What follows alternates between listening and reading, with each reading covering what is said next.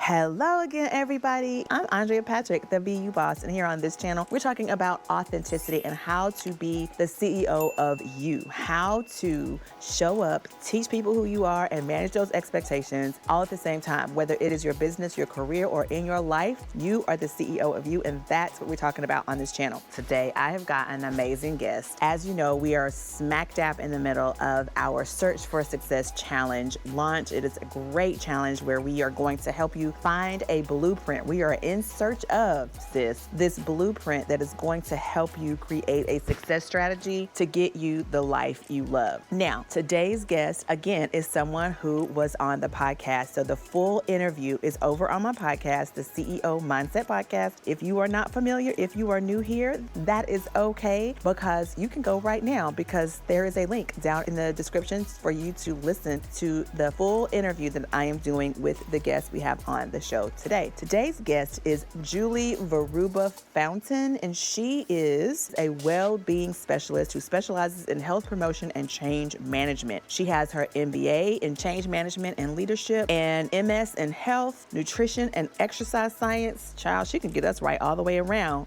And she has over 10 years of experience in guiding leaders and learners from a state of overwhelm and procrastination into a state of action. She strives to build a world where all can thrive through her work as a consultant, public speaker, and facilitator. My guest on the show today is, again, Julie Veruba Fountain. As you know, we're in the second quarter. We are all trying to make this life we have do what it do, right? We are trying our best to be successful at the things we are working on. I know I am. But how do we stay consistent with our goals? How do we achieve our goals and do the things that we really are working so hard to do? How do we maintain that productivity? Well, Julie's going to share that with us today. I asked her a specific question: what, in her opinion, are 3 to 5 of the biggest mistakes people make when working on their goals? Is that not something that you want to know the answer to? Well, stick around, because right after this, she's going to share her answers to this question. I know it's going to help you. It definitely helped me. But her entire interview, like I said, over on my podcast, was extremely full of amazing information that you just are going to want to hear. So there are 3 assignments I have for you while listening to this podcast. The first one is, if you are not subscribed to my channel, go ahead and hit the subscribe button, click the notification bell so you never miss an episode, because there are a ton of these interviews coming out in the next few weeks and you're not going to want to miss them, because here we are talking about how to put the BU in your life and your business. So if you are someone who is struggling with what does it mean to be authentic? People keep talking about authenticity. It's such a buzzword. People keep talking about be yourself. On this channel, I'm showing you how to do that, how to show up and show out in your life. Do and be your best and be the CEO of you. That's what we're talking about here on this channel. You also want to subscribe to my podcast, because all of the full interviews are over on my podcast. So once they've launched here on the channel, they're already up. The full interviews are already up on my podcast. So you want to hear the full interview with these guests. The second thing is, if you are not registered for the Search for Success Challenge, do that, sis. Get on that. You need to do that right now, because we're in search of the blueprint so that you can have the success you always wanted with ease. This blueprint is going to act as a lens through which you see everything. It's going to help you make better decisions. So you want to find your blueprint so that you can create your own success strategy. So definitely click that link as well. So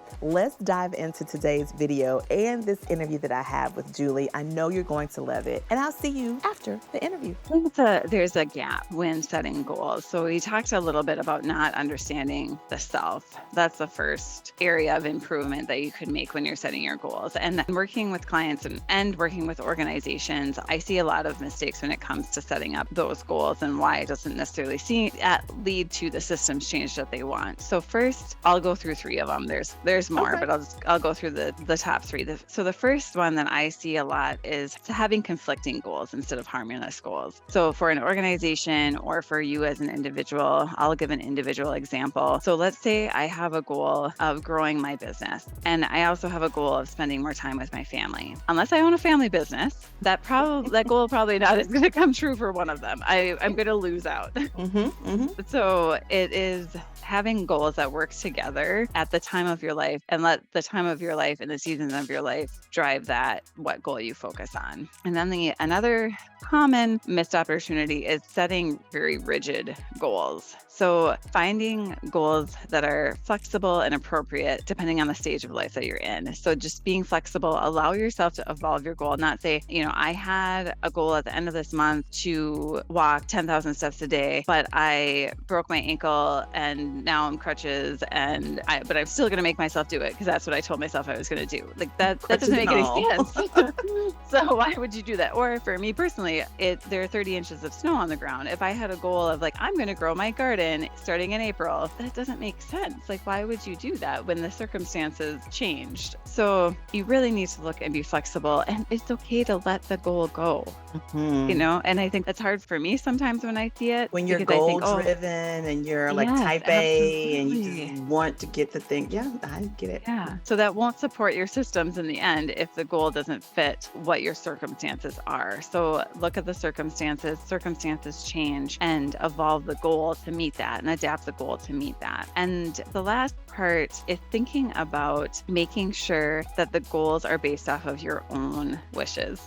And wishes is a strange word. I'll substitute that with your own priorities. So it's a goal that what we call in health promotion is an intrinsic goal. So it's internal to you. It means something to you, and not just because someone said, Andrea, I really think that you should drop the podcast and I really think you should start blogging instead. You could have no interest in doing that. And just because I said that, now it becomes your goal because someone else told you to. It's not going, we want the long-term success in starting up our system. So in order to get that goal has to mean something to you. I love all of these. And when you mentioned the whole idea of conflicting goals and the example you gave of wanting to grow your business, but wanting to spend more time with your family, I think the other thing that happens with that one is we find people feel they failed. It induces these feelings of failure because one cannot happen if the other happens. So you're always going to feel like you are missing out with the family, or you're not growing your business because of that. And so you're right, those goals can't be conflicting. The idea of these rigid goals, I reward myself for things. So if I'm okay, if you get this, then you're gonna be able to do that. And so in my mind, the goal is I'm looking at the end result, not necessarily what all has to be done. So I will just keep gnawing at it and doing it. I remember specifically years ago, I tried my hand at running. So I set a goal. Were you outside running? I was outside. Bears? I was not chasing bears, but I was outside. Saw a couple of snakes, and that's what kind of killed the mood. But so I was running, and my goal, the reason I was I'm going to run a 3K. And so I trained, and the rigid part of this story is that I could not walk one part of this 3K. So I had to run.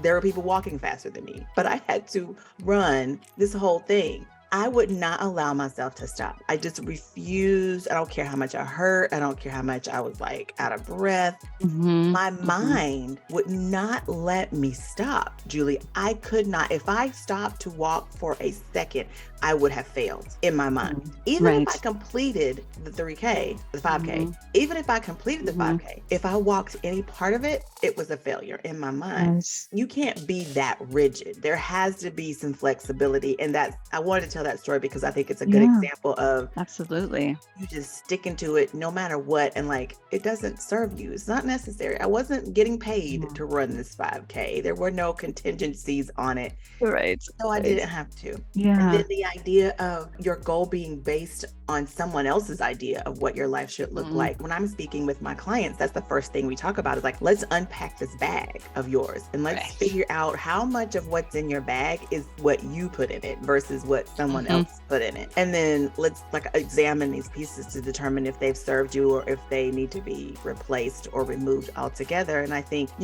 when I was graduated from high school, I love math. And the thing is that the reason I love math is because it's absolute. Like 1 + 1 is always going to be 2. You can't change that no matter how many different ways you shape it or form it. 1 + 1 is always going to be 2. And I love that part of math. But my parents and my family were like, oh, you love math, you should be an engineer. And so I tried my hand at that. My first year at college, I went to college as an engineering student, and I actually got an internship, and it was the worst, most boring thing. It had nothing to do with math. It was just not for me. And so, these are examples of why you have to, when you're setting your goals, it's important to know who you are. Otherwise, other people will pour into your goals and influence them. You'll get stuck with something that, you think you have to do because you wrote it down on a piece of paper, and you'll have those conflicting things where you'll always feel like you failed because there's no way to win when you set them a certain way. I love these. I love these.